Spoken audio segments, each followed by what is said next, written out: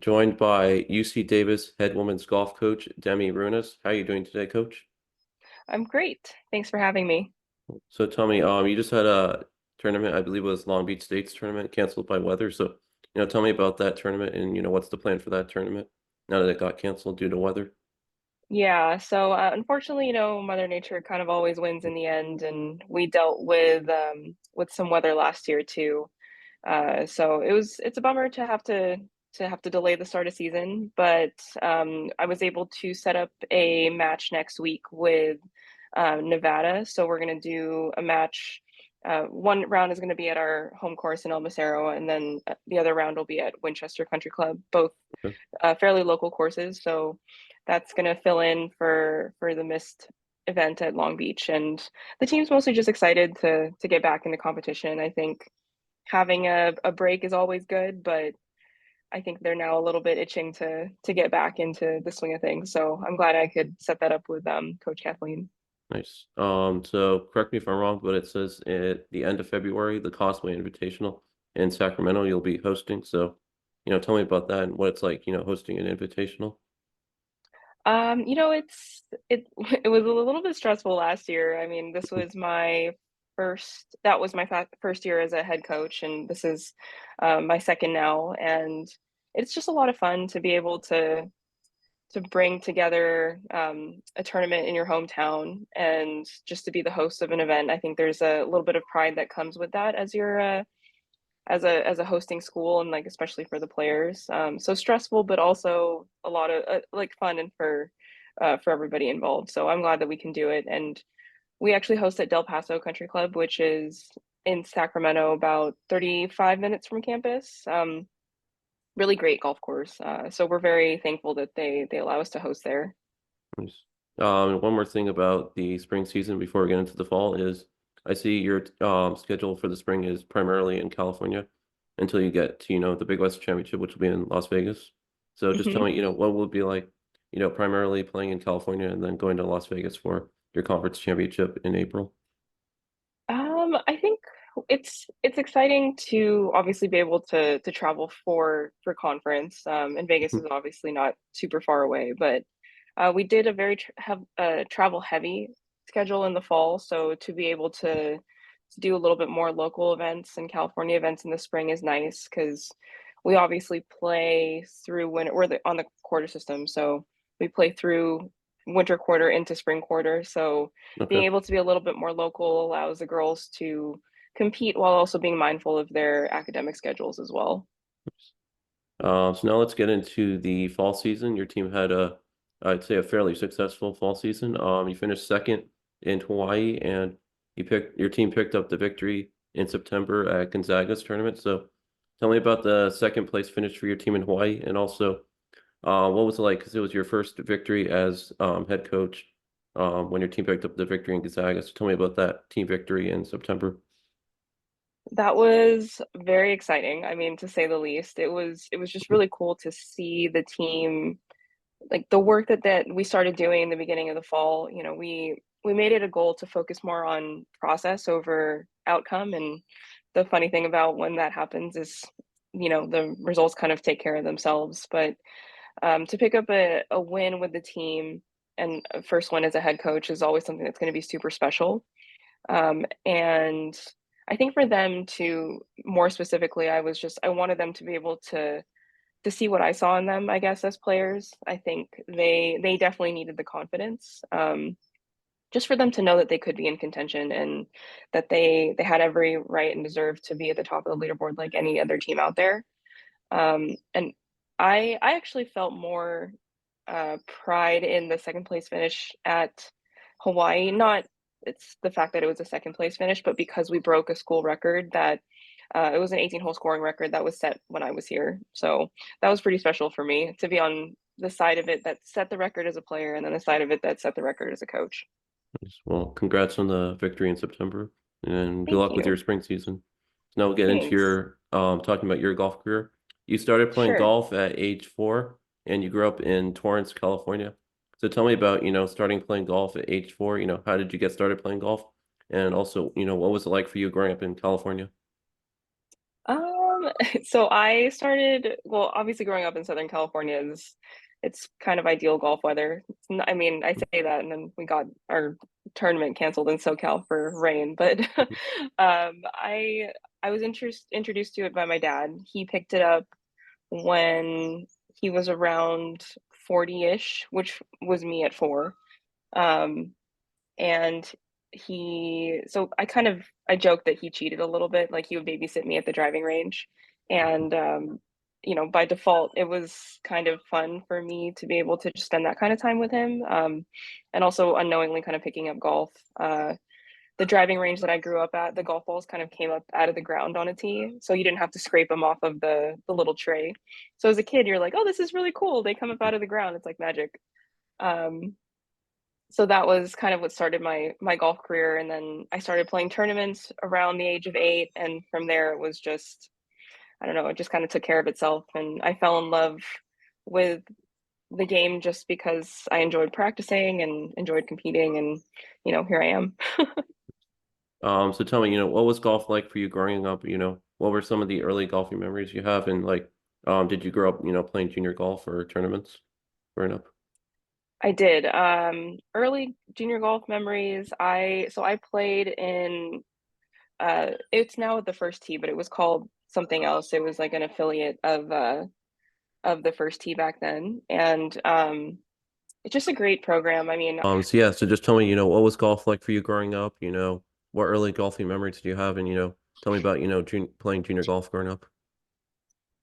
so a lot of my friends now, they are players that I met when I was in junior golf, and we just maintained our friendships. I feel like only the junior golfers who only they will understand kind of like what it's like to to play tournaments every single weekend. And I think going through that you just create a bond, you know, with everybody who's also working towards the same things. So basically all of my closest friends are my junior golf friends.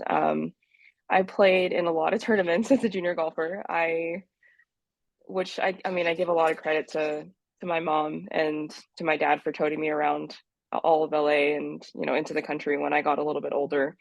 Um, but it was just a lot of fun. I mean, it didn't feel like work, and it didn't feel like I was practicing super hard for anything, just because I would see all of my friends every weekend. So it was just something that became part of my childhood. So just purely loving the competition because, one, I got to see all my friends, and two, it just was a lot of fun for me. Nice. But those Um, are some of my earliest memories in life, were just at the golf course. nice. So I know you had a successful high school career, so, tell me about your high school career and all of the success that you had in high school. So I was very fortunate. I didn't realize it at the time, but growing up in Torrance, we had a girls golf team. Ironically, we also didn't have any golf courses in the city of Torrance. We would drive to neighboring cities to practice. But of the 6 players on my high school team, 4 of us ended up making it to the LPGA Tour, which Good is job. pretty wild. I mean, I think Mhm. it's pretty rare that you see even like 1 or 2 players make it to, say, the Division 1 level. So to have 4 make it all the way to the highest level of competition in our sport is, I think, something that's pretty special. So for me, it was it was just a really great experience because I got to learn from juniors who were more skilled than me at the time, and it allowed me to kind of get better as a player because I was around players who were better than me. So it was a lot of fun. I mean, I think we won state 3 of my 4 years, and basically made it every year. And if we didn't win, we came in second. So it set the tone pretty early for, one, competition, and two, just learning how to win and being comfortable with that in a team setting. And I think it really helped as I transitioned into Davis. Nice. So not only are you the head women's golf coach at UC Davis, but you attended UC Davis. So yeah, tell me, what drew you to UC Davis for college? And were there any other schools you were looking at attending, or were you pretty set, from the get-go on attending UC Davis? I actually did not I wasn't looking into Davis at all Okay. in my initial recruiting period because they were at the time a very young program. I think they added a women's golf team when they transitioned from D2 to D1 in 2005, I want to say. So that was the first year of the program. So even now we're within, we haven't even had a program for 20 years. So I didn't know that there was a women's golf team at Davis, but obviously knew that it was a really great institution. And the coach who recruited me to Davis was somebody that I pretty much like I felt like a I was drawn to her pretty initially. She was the assistant coach at Cal at the time, so was recruiting me to go there. So she was recruiting me to go to Cal, and then during the recruiting process, got the head coaching job at Davis, and I just decided to why not? Like, let me go check out the college and see what it has to offer. And I ended up falling in love with the town. It's California's only college town, so it's very cute. And for my parents, it was nice for them to know that I was going to be in a safe place too. And they obviously couldn't argue with the academic side of it. So it was pretty much locked in at that point. I was looking at a couple other colleges. Most of them, actually, I wanted to stay in California just because I'm very Okay. connected to my family, Hmm. and my entire family is based in California. So I didn't want to go too far. But I was looking at Irvine, Long Beach, Cal, and then Davis kind of got thrown into the mix. But yeah, it was I would consider myself a little bit of a late bloomer, I would say. Nice. Well, Yeah, found my stride in college. definitely seems like it worked out, choosing UC Davis. So, It definitely did. yeah. So for at college at UC Davis, you got to play for Coach Ann Walker, who's obviously, great coach, had a lot of success right now at, Stanford. So what was it like to Hmm. play for, Ann Walker at UC Davis? And what did you learn from, playing for Ann Walker during college? So much. I mean, Mhm. I basically credit my entire collegiate and professional career to the coaching that she gave me when I was here. Obviously, she's a great coach. She took our program. I think when we started, or when she started as the head coach, they were ranked somewhere in like the 50s or 60s, and I think Okay. at one point, under her guidance, we got into like the top 20 in the nation. So I mean, pretty exciting. Like she just was someone who was really good at figuring out what was going to make each player tick, and then Okay. using that to help them, become better players and better people. Um, and then obviously when she went on to Stanford, I think they won a national championship in her second year. So she's great at what she does. Yeah, she is. Um, yeah, and I mean, she was just like a really great coach, leader, mentor for me. I growing up around all the really good players that I did in Southern California, I knew that was my frame of like that's what a good player is. And then I always kind of thought of myself as separate from them. And I was like, so those are the good players, and then there's me. So I think my confidence, not that it was low, but it was just I didn't consider myself one of the good players. Hmm. And she helped me realize that I could be just as good, if not better, than they were if I just believed in myself a little bit more. So being at Davis was a perfect match for me. It gave me the chance to compete basically at every event. And by doing so, I got more comfortable as a competitor. My confidence went up. And, you know, by the time I was a senior, I think that's what helped me get ready to take on professional golf and eventually get to the tour. Nice. Yeah, that's really great, and I'm sure you learned a lot from Coach Walker. Yeah, you and your team had a lot of success, while you were at UC Davis. Your team won four Big West championships, and you won an individual title, at the Big West Championship. So tell me, how special was it to win, four Big West championships as a team?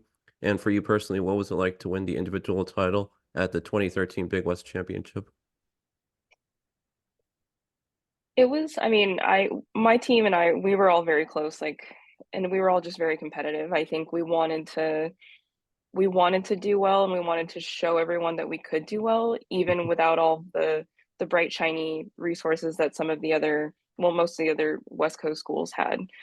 So in our mind that we played that way, like with a little bit of a chip on our shoulder in regards to we can perform just as good as like the Cals and the Stanfords and the UCLAs and the USCs without without everything that they had. So I think that pushed us to go out there and compete harder. And then obviously going into conference and having the success that we did for the 4 years that I was here was it was just really it was just a lot of fun. I mean, there's no way to describe having success as a team in this kind of setting, because once you're done with collegiate golf, like unless you go on, uh, well, if you do go on to play professionally, like it's kind of just you at that point.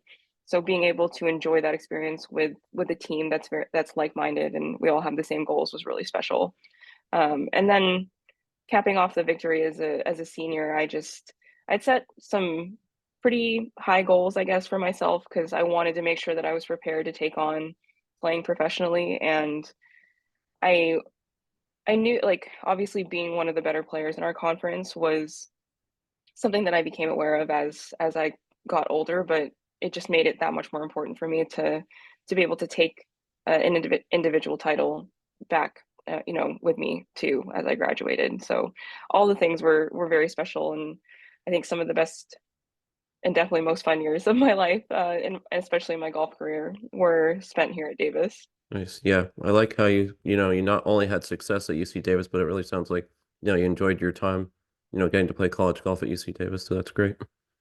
Hmm. So after UC Davis, you went on to play professional golf, 2013 LPGA Q School, you made it to stage three. Obviously, you didn't earn your LPGA tour court card, but what was it like to make it to stage three of 2013 LPGA Q School? It was thankfully because of I guess like the confidence that I was taking with me from college into Q school, I felt pretty confident that I was going to at least make it to final stage, and that was kind of my goal.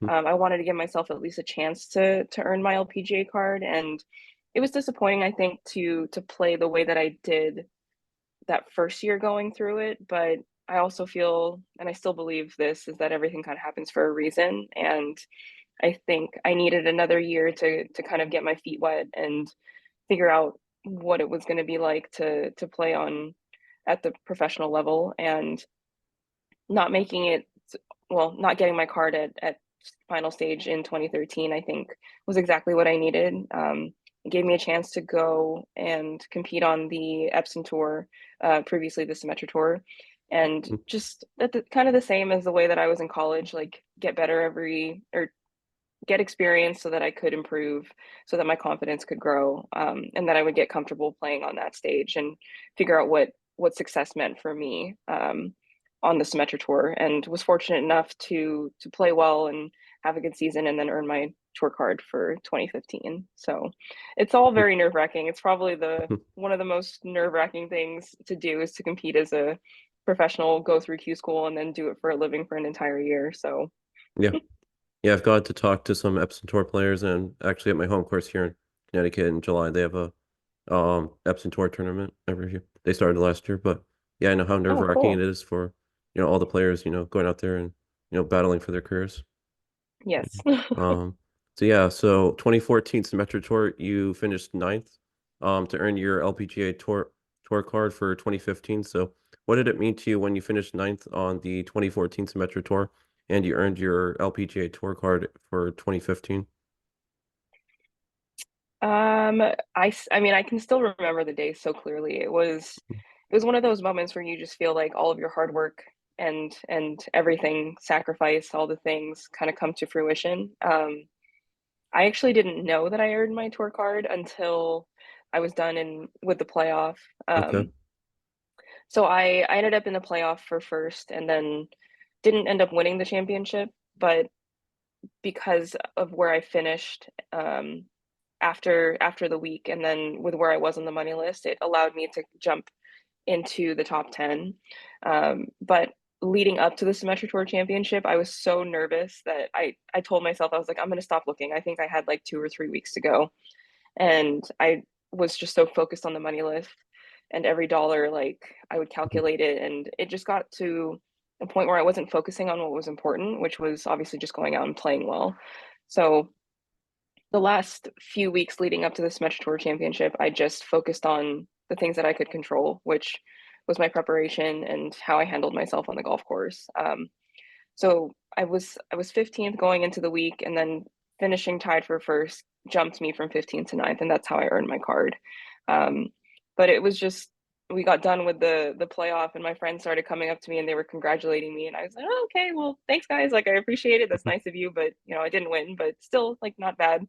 And they realized that I had no idea why they were actually congratulating me, and then when they told me that I had earned my tour card, I think I lost it. I started crying and all of the things, and then basically immediately called my mom and just let her know that it happened. Basically, everything that she sacrificed and I sacrificed, it finally kind of meant something. And yeah, it was definitely a very, very cool day, and probably one that I won't ever forget. So after earning your tour card on the 2014 Metro Tour, you then played 3 years on the LPGA Tour. So, tell me, how were your 3 years on the LPGA Tour? What was it like to play on the LPGA Tour? And, tell me, did you, make any friends or were you close with anyone out there on the LPGA Tour? Yeah, it was definitely a different battle, I think, getting to the LPGA Tour, because now you're playing alongside and you're practicing alongside the players that you watched, growing up, especially for me, because obviously loved the sport of golf, and I still do. And the first time that I got to play with Julie Inkster, I don't think I've ever been that nervous in my entire life. Like my Oh, yeah. hands were shaking. Um, it was the year that they had won the Solheim Cup too. Oh, So wow. I Okay. think, yeah, I mean, we teed off, it was at Grand Rapids, Michigan. We teed off one of the first groups on Saturday after the cut. So it's not like we were necessarily in it or anything, but the entire tee box was lined with fans just out there supporting Julie and all of the great things that she did with Team USA. And yeah, I was definitely very nervous. I was just hoping to make contact with the golf ball off the tee, and um, didn't want to embarrass myself in front of my childhood heroes. But she's great. I mean, such a great advocate for the game. Hmm. But I wish that I maybe had a little bit more success on the LPGA tour as I was out there? Yeah, I mean, absolutely. But would I do anything differently? No, I think I learned a lot about myself and what it means to play the game at the higher level. And I think even though it didn't work out for me, the stuff that I learned out there is helping me to figure out how to be a better coach for my players now. So I did was fortunate to make some friends too. I'm still pretty close with Mina Hargay, who played really well in the US Open Okay. at Pinehurst, and we were very fortunate to be able to share a lot of really fun memories out there. And I think that's a lot of the stuff that I take away from the tour is the relationships that I built, and the competition. Yes, like obviously, again, like I said, it is part of it, and it is tough sometimes to look back and be like, oh, I wish I could have done a little better, but I still think I got a lot out of it, and I'm thankful that I had the opportunity to even get out there and compete with the best in the world. Nice. Well, I hope you're not disappointed. I hope you more, reflect on, fond memories and, making friends out there. Uh, Definitely. yeah, so unfortunately then you went back to the Epson Tour and played from 2018 to 2021. So, just how difficult was it to, go back to, playing on the Epson Tour from 2018 to 2021, after 3 years on the LPGA Tour?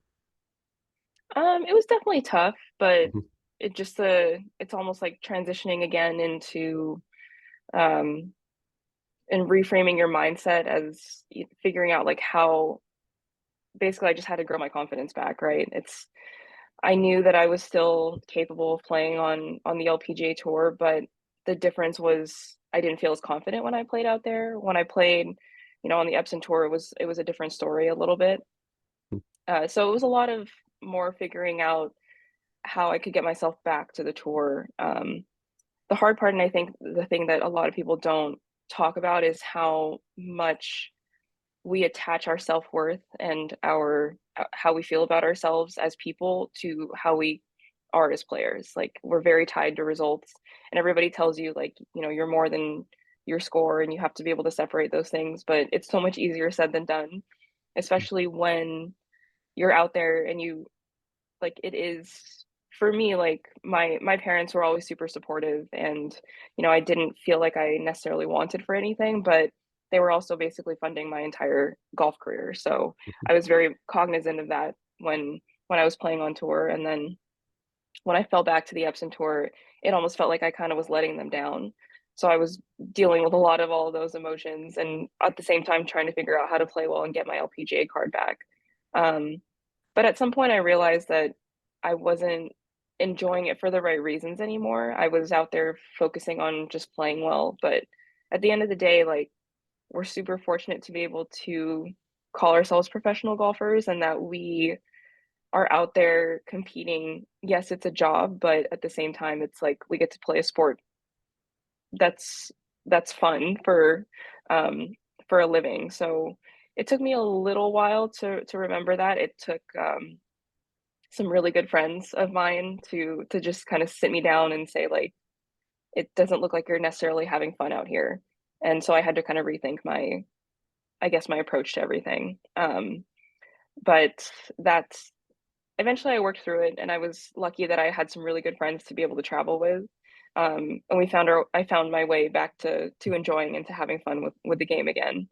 Um, and then, yeah, I mean, I would I've loved to be able to get my LPGA Tour card back. Yeah, absolutely. But Mhm. I got pretty close a couple times. But by the time 2021 rolled around, I could definitely feel that the lifestyle was kicking me more in the butt than anything else. So I had to make the decision to step away.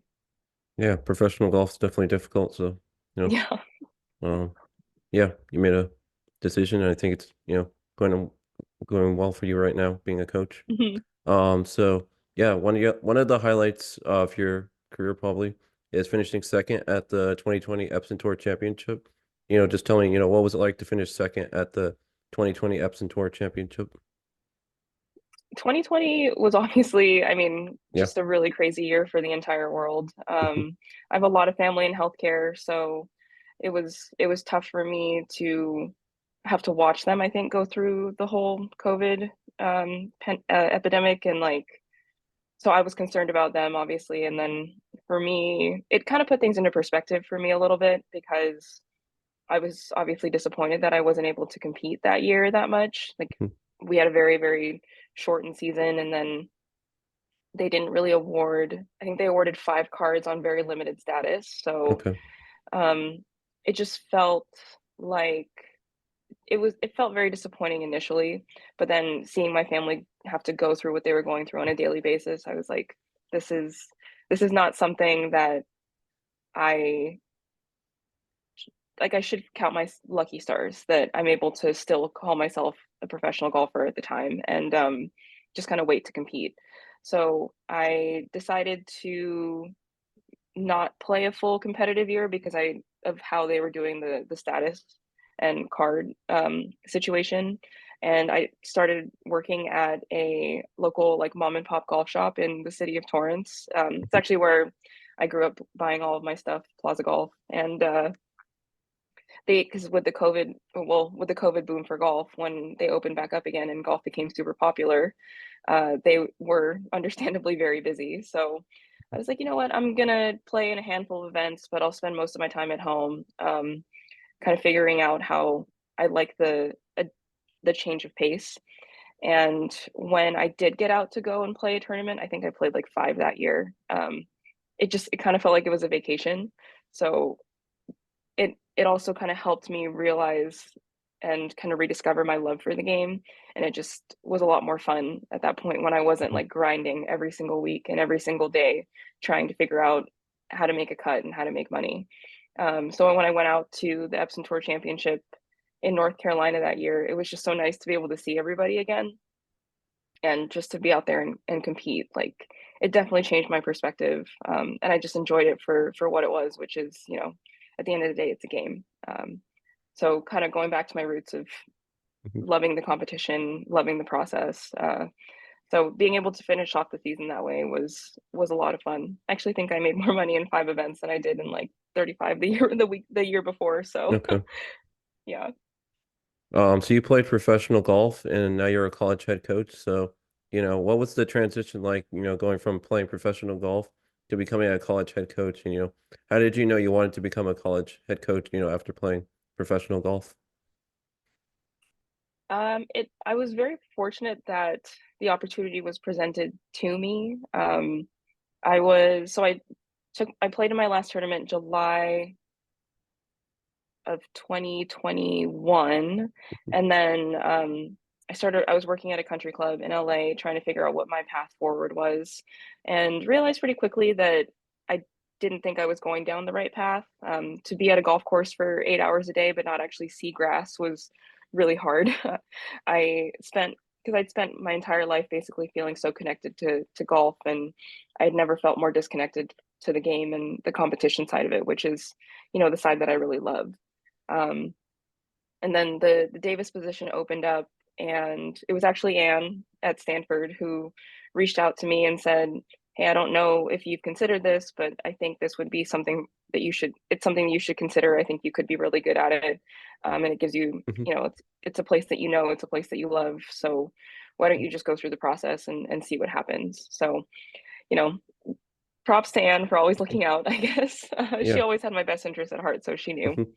Um, so then I went and kind of went through the or went through the interview process, and was fortunate enough to have the opportunity to come back and be the head coach here. And the first year was definitely a whirlwind. I will say that, not having any coaching experience, and basically inheriting a program and an entire team, and trying to figure out how to get connected with my players, and figure out how I can help them become better people and better players too. It's definitely very different from playing Hmm. professional golf, because you spend the entirety of being a professional is just dedicated to what your needs are and what's going to help you perform better. And you build a team around you, but they're there to help you perform.